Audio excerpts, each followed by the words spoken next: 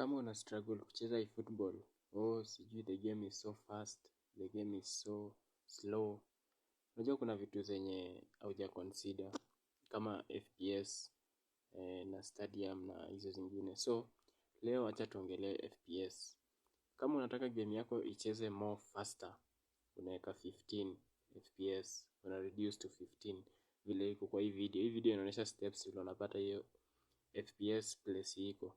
Na kama unataka game icheze very slow, unaweka 60 FPS. Hiyo tu ni ile unapiga passes. Game iko very slow. But mimi nimezoea 20 because hapo hivyo inakaa iko at least standard. Haiko fast sana na haiko slow sana. Ndio ni ile yenye like mtu kama Mbappe akikimbia, yenyewe na feel anakimbia. So inafaa una consider vitu kama hizo. So enda tu hapo kwa setting ya gameplay yako, alafu change FPS. Ujaribu zote mpaka upate ile yenye inakufit vizuri.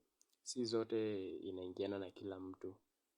So make sure umefix hiyo FPS before uanze kucomplain, the game is so slow this week, the game is so fast.